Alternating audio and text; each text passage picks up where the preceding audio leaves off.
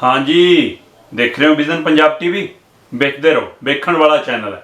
तो मैं दीपक शर्मा चनार्थल एक बार फिर तुहाडे लई लैके हाज़र हाँ खबरों की खबर। खबर दिल्ली तो आ रही है, सुखावी खबर है। उम्मीद है कि कुछ जिहड़े लोगों को कोई वाहन नहीं है, जिन्होंने लोगों को किते आउण जाण दा साधन नहीं है, उन्हां लई भी कुछ चंगा होने वाला इस आफत की कड़ी दे विच। बिल्कुल जी, केंद्री ट्रांसपोर्ट मंत्री नितिन गडकरी होरां दा ये सुनेहा, ये बयान सामने आ रहा कि छेती ही जिहड़िया जनतक ट्रांसपोर्ट है, जिहड़ी पब्लिक ट्रांसपोर्ट है, जनता दे लई जिहड़ियां सरकारी वाहन सेवावां ने वो मुड़ तो चालू कीतियां जाणगीआं। बेशक उन्होंने जोन वाइज रखण दी उन्होंने भी गल कीती है कि बिल्कुल जिवें जिथे लाल जोन है, लाल जिहड़ा ज़्यादा खतरे वाला खेत्र है, उत्थे शायद हजे ये चीज़ां ना चलन, बसां रेल गड्डियां उवें ना चलन, पर बाकी थावां ते खास करके जिहड़ा संतरी रंग वाला जोन है, ऑरेंज जोन ते जिन्हों इस तरह जिहड़ा हरा जोन है, मतलब ग्रीन जोन दे विच जिथे बिल्कुल भी करोना की मार नहीं है, उन्हां खेत्रां च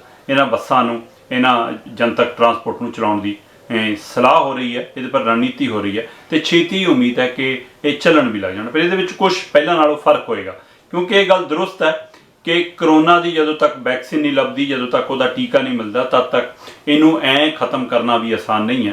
तो इसलिए सानू कुछ ना कुछ इसे हालात दे विच जीना, काम करना, बाहर आना जाना सीखना पैना। सो उस हवाले नाल हुण इस गल ते भी काम हो रहा है कि जेकर टैक्सी दे विच जाइए, जेकर ड्राइवर दे नाल जाइए, तो मुरली सीट और पिछली सीट के विचाले दोवें बैठण वाली सीटां के विचाले एक प्लास्टिक की शीट, पारदर्शिता शीट कुछ अजिही ला दी जाए, जिस एक दूसरे के संपर्क में पिछली बैठी सवारी मुरले ड्राइवर के संपर्क से ड्राइवर पिछलियां सवारी के संपर्क ना आए।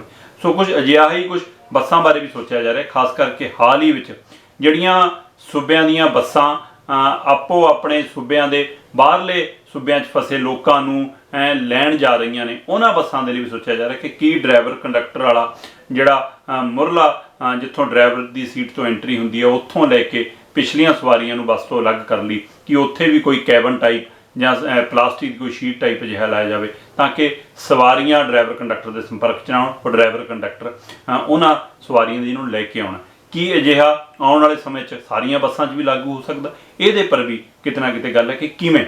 इस तरह रेल गड्डियां बेशक चोणवीआं चलाउणीआं पईआं, क्योंकि सरकार ते दबाव सी, केंद्र के उत्ते दबाव बन गया सी कि होर असीं सूबियां तो फसे हुए पहुँच वाले लोगों तो लिया रहे हैं, विदेशों तक तो असीं जहाज़ां राहीं अपने देश के वासियों नूं लिया रहे हैं, पर मजदूर जिहड़े हज़ारां किलोमीटर सैकड़ों किलोमीटर पैदल निकल पाए ने, उन्हां दी असीं सो उस तो बाद रेल गड्डियां पंजाब तो भी गईयां, जलंधर तो, लुधियाणे तो, मोहाली तो, सो इस ढंग नाल उन्होंने भी घरों घरी पहुँचाने की कवायद शुरू हुई है।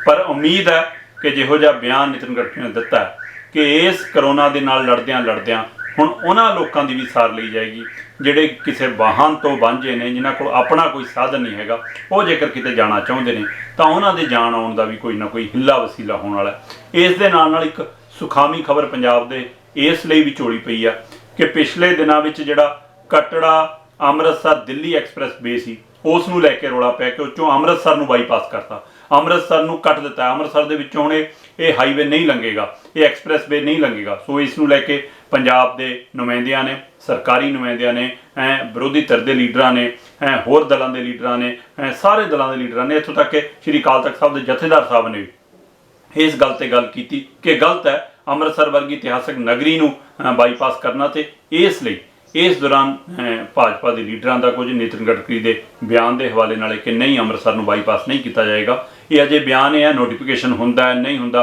अधिकारत चिट्ठी कदों आउंदी है कदों नहीं, पर फिलहाल ये सुनेहा आ रहा दिल्ली तो भी कि अमृतसर नूं बाईपास नहीं किया जा रहा।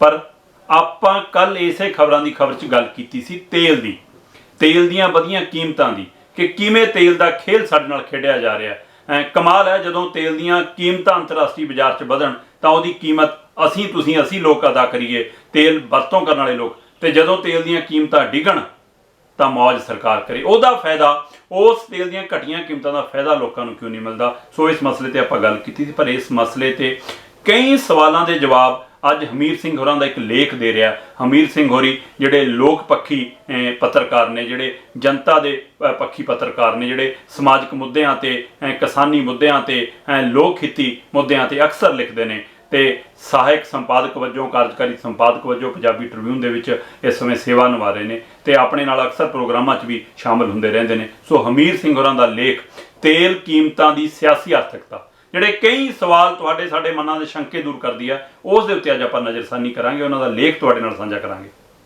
ਸਾਡੇ ਅਜ਼ੀਜ਼ ਤੇ ਸੀਨੀਅਰ ਪੱਤਰਕਾਰ ਹਮੀਰ ਸਿੰਘ ਹੋਰੀ ਮੁੱਖ ਲੇਖ ਜਿਹੜਾ ਸੰਪਾਦਕੀ ਪੰਨੇ ਤੇ ਛਪਿਆ ਉਹਨਾਂ ਦਾ, ਜਿਨ੍ਹਾਂ ਤੱਕ ਇਹ ਅਖਬਾਰ ਪਹੁੰਚੀ ਉਹਨਾਂ ਨੇ ਪੜ੍ਹ ਲਿਆ ਹੋਵੇਗਾ, ਪਰ ਮੈਂ ਉਹ ਸਵਾਲੇ ਨਾਲ ਇਸ ਨੂੰ ਅੱਗੇ, ਕਿਉਂਕਿ ਕੱਲ ਆਪਾਂ ਪੂਰੇ ਤੇਲ ਦੀ ਸਥਿਤੀ ਦੀ ਗੱਲ ਕੀਤੀ ਸੀ ਕਿ ਕਿਵੇਂ ਸਰਕਾਰ ਮਲਾਈ ਖਾ ਰਹੀ ਆ, ਕਿਵੇਂ ਸਰਕਾਰ ਤੁਹਾਡੀ ਜੇਬ ਤੇ ਡਾਕਾ ਮਾਰ ਰਹੀ ਹੈ, ਚਾਹੇ ਸੂਬੇ ਦੀ ਸਰਕਾਰ ਆ ਵੈਟ ਦੇ ਨਾਂ ਤੇ ਚਾਹੇ ਕੇਂਦਰ ਦੀ ਸਰਕਾਰ ਆ ਐਕਸਾਈਜ਼ ਡਿਊਟੀ ਦੇ ਨਾਂ ਤੇ।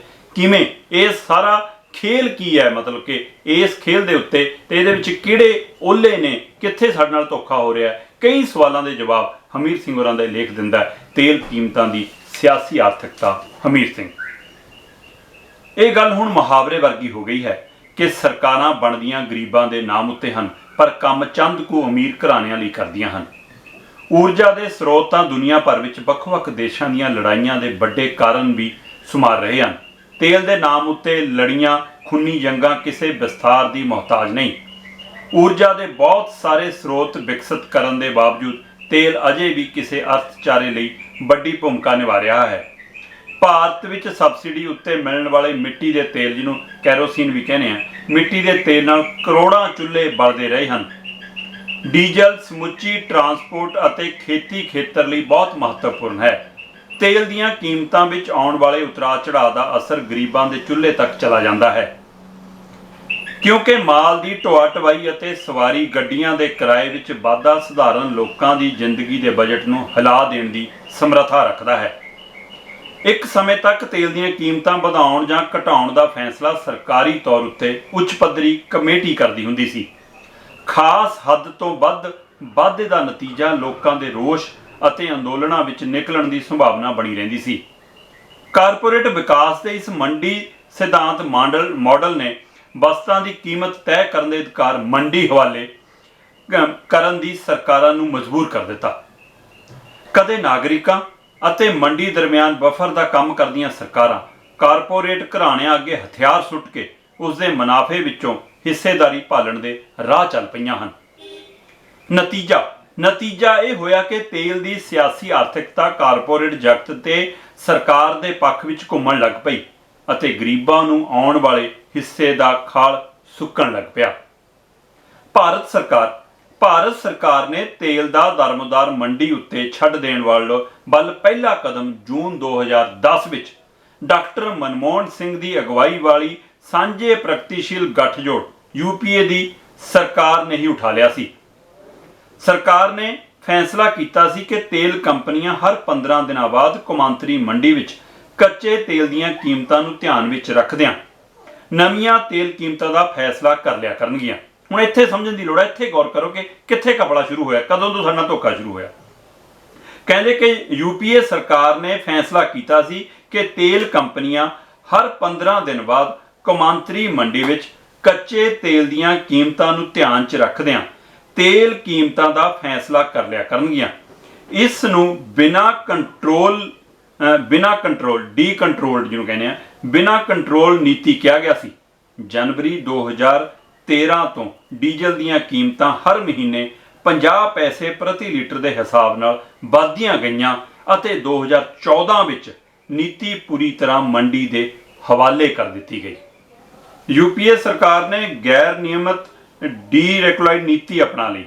ਇਸ ਦਾ ਮਤਲਬ ਸੀ ਕਿ ਖਪਤਕਾਰ ਨੂੰ ਕਿਸੇ ਤਰ੍ਹਾਂ ਦੀ ਸਬਸਿਡੀ ਨਹੀਂ ਦਿੱਤੀ ਜਾਵੇਗੀ ਅਤੇ ਖਪਤਕਾਰ ਅਸਲ ਮਾਰਕੀਟ ਰੇਟ ਉੱਤੇ ਹੀ ਤੇਲ ਖਰੀਦੇਗਾ। ਮੋਦੀ ਸਰਕਾਰ ਬਣਨ ਤੋਂ ਬਾਅਦ ਹੋਰ ਬਹੁਤ ਸਾਰੀਆਂ ਨੀਤੀਆਂ ਦੀ ਆਲੋਚਨਾ ਕੀਤੀ, ਪਰ ਇਸ ਨੀਤੀ ਉੱਤੇ ਤੇਜ਼ੀ ਨਾਲ ਅਮਲ ਸ਼ੁਰੂ ਕਰ ਦਿੱਤਾ ਗਿਆ। ਪਹਿਲੀ UPA ਸਰਕਾਰ ਦੀਆਂ ਕਈ ਨੀਤੀਆਂ ਦੀ ਭੰਡਿਆ, ਉਹਨੂੰ ਆਲੋਚਨਾ ਕੀਤੀ, ਪਰ ਇਸ ਨੀਤੀ ਨੂੰ ਹੋਰ ਅੱਗੇ ਵਧਾਇਆ ਮੋਦੀ ਸਰਕਾਰ ਨੇ ਵੀ।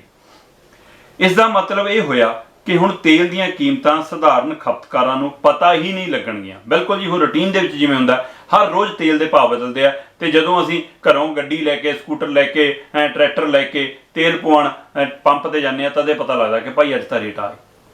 ਇਸ ਦਾ ਮਤਲਬ ਇਹ ਹੋਇਆ ਕਿ ਹੁਣ ਤੇਲ ਦੀਆਂ ਕੀਮਤਾਂ ਸਧਾਰਨ ਖਪਤਕਾਰ ਨੂੰ पता ही नहीं लगेगा। उसनूं पेट्रोल पंप उत्ते जाके ही पता लगन लगा कि अज तेल वध गया है। वैसे ही आर्थिक ਅਤੇ सियासी मुद्दों उत्ते जनतक अंदोलनां की सुस्ती विच इस नवीं तेल नीति नाल एक तरह नाल अंदोलन का राह ही बंद हो गया। नवंबर 2014 तो बाद ਪੈਟਰੋਲੀਅਮ पदार्थों उत्ते आबकारी ड्यूटी तेजी नाल वधी। एक अनुमान अनुसार हुण तक 7 बार वाधा होया। ये 2014 तो बाद का वो आंकड़े दे रहे हैं कि 7 बार वाधा होया। एक अनुमान अनुसार हुण तक 7 बार वाधा होया। केंद्र सरकार ने 2015-16 तो इन्हां वाधियां रही हर साल तकरीबन 2.5 करोड़ रुपये का मालिया इकट्ठा करके अपने खजाने भरपूर किए। राज सरकारां ने भी बैट लगा के अपने खजाने भरपूर किए। ताज़ा तत्थां अनुसार जेकर खपतकार पेट्रोल ते डीजल उत्ते 100 रुपए खर्च करता है, जिसकी गल आपां कल भी की है कि 70% ਅਸੀਂ टैक्स दे रहे हैं।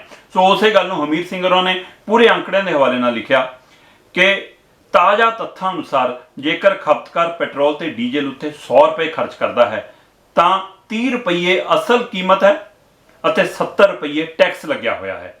मोदी सरकार एक देश एक टैक्स ਅਤੇ ਹੁਣ ਤਾਂ ਇੱਕ ਦੇਸ਼ ਇੱਕ ਰਾਸ਼ਨ ਕਾਰਡ ਵਰਗੇ ਸੰਘੀ ਢਾਂਚੇ ਦੇ खिलाफ सरपट दौड़न लगियां। कहते उन्हें ये नीति बना ली कि एक देश एक टैक्स है, इक्को सोच इक्को भाषा है, इक्को राशन कार्ड, सारा कुछ मतलब कि सूबਿਆਂ ਨੂੰ अपने कंट्रोल च करने ਲਈ इस राह ਤੇ मोदी सरकार चल पई। पर ਇੱਥੇ क्यों नहीं उन्होंने याद रहिंदा? इस गल ते हुण ਉਹ तंज कस रहे ने हमीर सिंह होरी। ਉਹ ਕਹਿੰਦੇ मोदी सरकार एक देश एक टैक्स ਅਤੇ ਹੁਣ ਤਾਂ ਇੱਕ देश एक राशन कार्ड ਵਰਗੇ ਸੰਘੀ ਢਾਂਚੇ ਦੇ खिलाफ सरपट दौड़न वाली नारे अमल विच लिया रही है। पर यह तेल नूं GST के दायरे विच लियाउण लई तैयार नहीं है। हालांकि GST संघी ढांचे के खिलाफ है। कहते GST के भी असी हक पहरेदार नहीं है, असी GST के भी हामी नहीं गए कि ये सही है।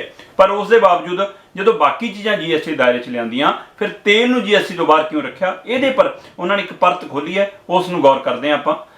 वो कहते कि पर इस तेल नूं GST के दायरे विच लियाउण लई केंद्र सरकार तैयार नहीं है। हालांकि GST संघी ढांचे के खिलाफ है।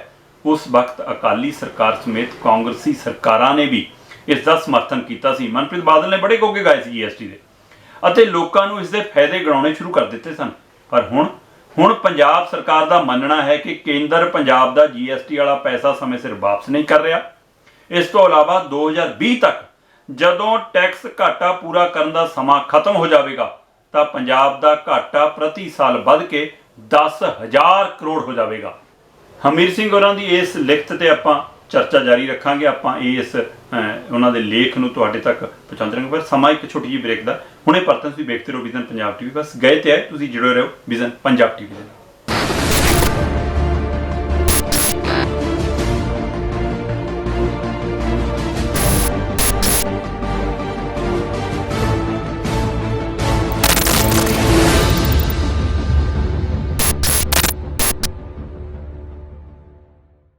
विजन पंजाब टीवी देख रहे सारे दर्शकों का प्रोग्राम खबरों की खबर च एक बार फिर स्वागत है जी।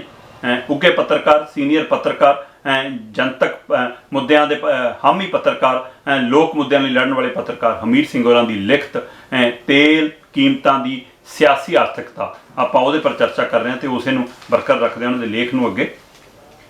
उंज जेकर GST के पक्ष वालियां दी ही गल मान ली जाए तो वध तो वध किसी भी वस्तु उत्ते GST 28% तो उपर नहीं है। ਹੁਣ ਕਹਿੰਦੇ ਜੇ GST ਦੇ ਦਾਇਰੇ 'ਚ ਆਉਂਦਾ ਤੇਲ ਤਾਂ ਇਹਦੇ ਪਰ ਵੀ 28% ਤੋਂ ਵੱਧ ਨਹੀਂ GST, ਤਾਂ ਇਹਦੇ ਤਾਂ ਤੇਲ ਤੇ ਵੀ 28% ਲੱਗਦੀ। ਅੱਜ 70% ਦੀ ਟੈਕਸ ਹੈ। ਉਂਝ ਜੇਕਰ GST ਦੇ ਪੱਖ ਵਾਲਿਆਂ ਦੀ ਹੀ ਗੱਲ ਮੰਨੀ ਜਾਵੇ ਤਾਂ ਵੱਧ ਤੋਂ ਵੱਧ ਕਿਸੇ ਵੀ ਵਸਤੂ ਉੱਤੇ GST 28% ਤੋਂ ਉੱਪਰ ਨਹੀਂ ਹੈ। ਇਹ 70% ਦੀ ਟੈਕਸ ਘਟ ਕੇ ਜੇਕਰ 28% ਉੱਤੇ ਆ ਜਾਵੇਗਾ ਤਾਂ ਕੇਂਦਰ ਅਤੇ ਰਾਜ ਸਰਕਾਰਾਂ ਦੇ ਲੱਖਾਂ ਕਰੋੜਾਂ ਰੁਪਏ ਦੇ ਖਜ਼ਾਨੇ ਕੌਣ ਭਰੇਗਾ ਤੇ ਤੇਲ ਦੀਆਂ ਕੀਮਤਾਂ 'ਚ ਬਹੁਤ ਗਿਰਾਵਟ ਆਏਗੀ। ਉਹਦਾ ਫਾਇਦਾ देश की जनता नूं, पर वो सरकार नूं मंजूर नहीं।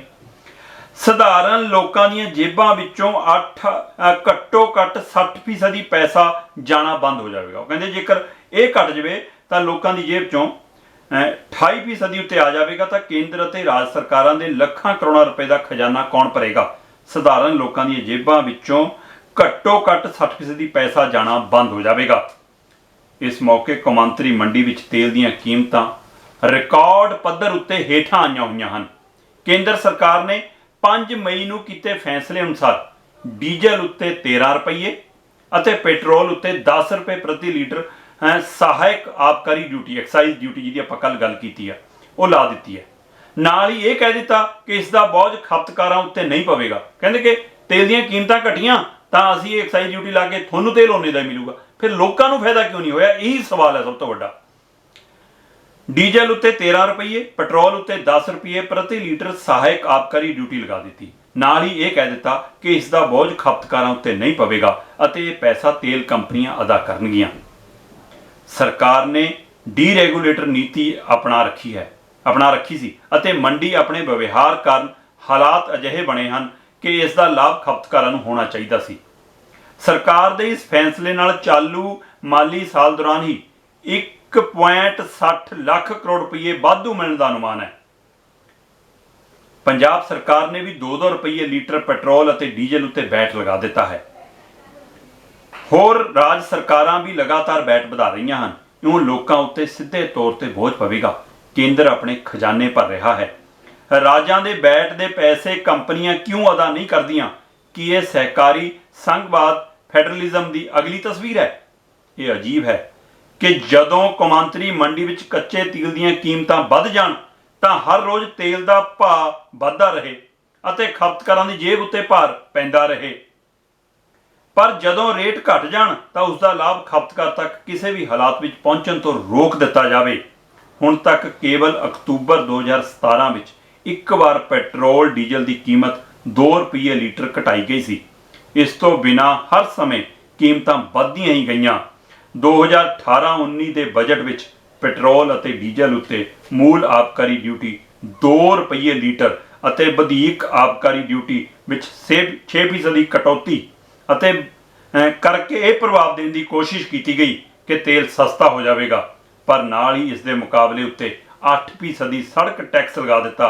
हिसाब उसे समय बराबर कर दिता गया। मतलब तुहाडी जेब नूं हल्का होने नहीं देना, तुहाडी जेब तक खाली हो करनी है। इन्होंने अपनी इस गल नूं, अपनी इस चिंता नूं, इस सरकार दे उत्ते सवालिया निशान नूं ते लोकां नाल हुंदे धोखे नूं उजागर करने वाले इस लेख नूं समेटदे अखीर विच हमीर सिंह जी लिखते हैं, लॉकडाउन दे इस संकट विच माहर केंद्र सरकार नूं लगातार कुल घरेलू पैदावार का घट्टो घट्ट 5% तक पैकेज देने की सिफारिश लगातार कर रहे हैं, पर केंद्र के कंन उत्ते अजे तक जूं नहीं सरक रही।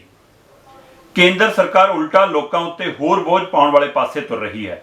मिसाल के तौर उत्ते पंजाब सरकार वल्लों डीजल उत्ते 2 रुपये लीटर वैट लगाउण नाल ही किसानां उत्ते 260 करोड़ रुपए के करीब बोझ पवेगा। हुण पंजाब सरकार केंद्र तो राहत पैकेज मंगदी है पंजाब के वासियों लई ते आप 260 करोड़ का पंजाबियों के सिर ते, खासकर किसान भरावां सिर ते नवां बोझ पाता। केंद्र ने 13 रुपये लीटर राहत देने की बजाय खुद ही अपना खजाना भर लिया। डीजल की गल कर रहे हैं भी इत्थे भी। सूबे विच 40 लाख किलो लीटर डीजल की खपत होंदी है। 40 लाख किलो लीटर पंजाब च डीजल की खपत है। भाव 2 रुपए के नाल ही 800 करोड़ रुपए का वाधू बोझ पै जाएगा। 50% ट्रांसपोर्ट खेतर, 35% खेती खेतर अते बाकी 15% होर खेतरां विच डीजल की खपत होंदी है। करोना वायरस तो लगता है कि सरकार ने सबक नहीं सीखिया। मजदूरों के काफले पिंडां वल जा रहे हैं। पेंडू अर्थचारे नाल होण वाले नीतिगत वितकरे नूं दूर करन दा इह वेला है, पर अजे प्रबंधकी ढांचे के जहन विच तब्दीली की सोच ने प्रवेश नहीं किया। ये सियासतदान तब्दीली दे वल नहीं वधे, ये लोक हिती नहीं होए, ये समाज हिती नहीं होए, ये जनता हिती नहीं होए। ये फैसले सिर्फ कुछ घराणिਆਂ ਨੂੰ, कुछ ਵੱਡੇ ਅਦਾਰਿਆਂ ਨੂੰ ਤੇ सरकार अपने खजाने भरन लई ले रही है। सो इस मसले ते आपां अज गल करनी चाहुंदे सीगे, क्योंकि कल आपां तेल दीयां सारियां स्थितियां ते आपां गल कीती सी कि किवें तुहाडी साडी जेब ते डक है, ते अज होर उस गल नूं निखाड़ दिता है, होर उस गल नूं साफ कीता है ते तुहाडे साडे मनां दे विच कई कुंडियां सी जिहड़ियां उहनां नूं दूर कीता हमीर सिंह होरां दे लेख ने। सो जांदे जांदे इस करोना की आफत च जदों पूरी दुनिया फसी है तां सुखावी खबर निकल के आ रही है कि सेहतयाब होने वालियां दा आंकड़ा वधण लगा है। पूरी दुनिया दे विच 34 तो 35% मरीज सेहतयाब होए ने। बेशक भारत दे विच आंकड़ा अजे थोड़ा घट है, 24 तो 25% वाल असीं वधे हाँ, तो छेती सानूं उम्मीद है कि साडा आंकड़ा भी पूरी दुनिया के आंकड़े तो अगे निकले, असीं छेती सारे तंदुरुस्त होईए। पर फिर भी सुखावी खबर है कि लगातार लोग सेहतयाब हो रहे हैं, तो इस आफत चों आपां जल्दी निकलांगे तो फिर परतांगे खबरां दी खबर विच नवीं खबरां दी करांगे फरोला फराली। तुसीं वेखदे रहो विजन पंजाब टीवी, हर कदम तुहाडे नाल।